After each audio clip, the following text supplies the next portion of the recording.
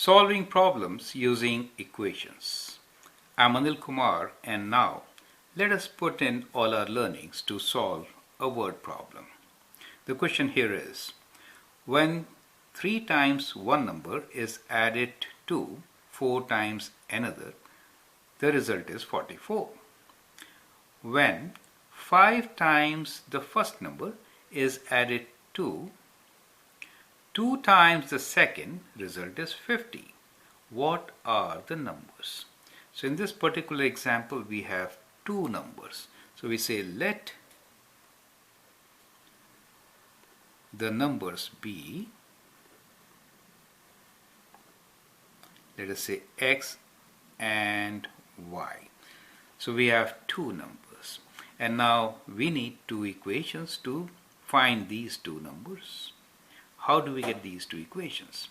Equations you get from statements. So we have to look into two statements. The first one is when 3 times one number is added to 4 times another, the result is 44. So 3 times one number, that means 3x, is added to plus 4 times another, 4y. The result is, that means is equal to 44. You get it. So that is our first equation. Now for the second equation, let's read the second statement.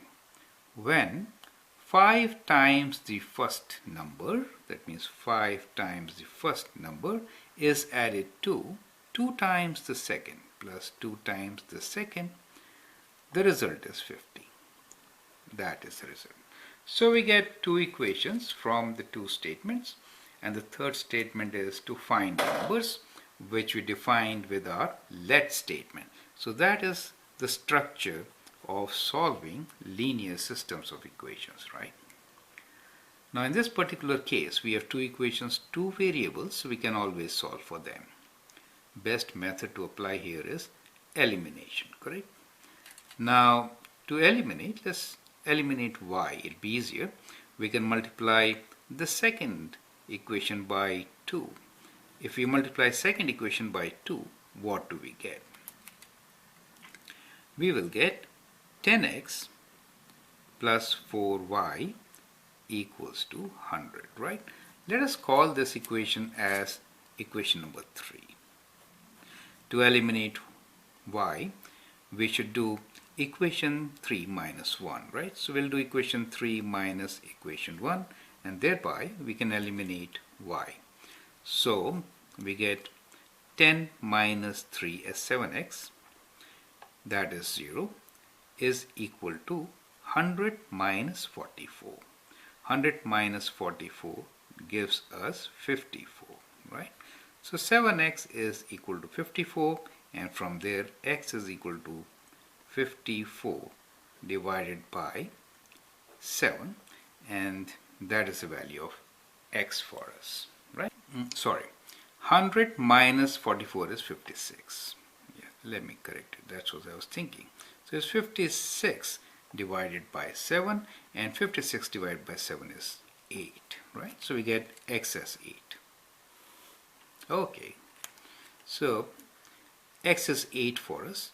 To find y, we can substitute this value of 8 in any one of these equations. Let us substitute it in equation number 2. So we have 5 times 8 plus 2 times y equals to 50. So from here we can find what y is. 5 times 8 is 40. So 40 plus 2y equals to 50. And then we can have 2y is equals to 50 minus 40, which is 10, and y equals to 10 divided by 2, which is 5.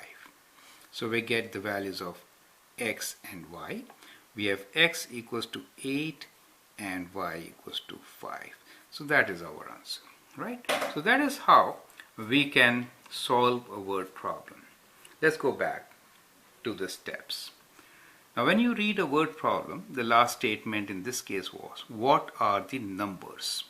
So that means we need to define a let statement to get the numbers. So we'll have our variables defined as two numbers. Okay, now let's look back and see how to solve such a question. So when you read a word problem like this, it's apparent that we are looking for two numbers.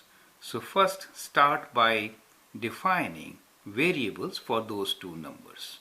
Here we defined x and y as the two numbers. Since we have two variables, we are looking for two equations.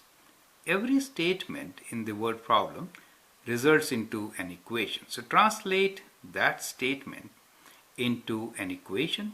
So we got two equations and then solve them by the techniques learned.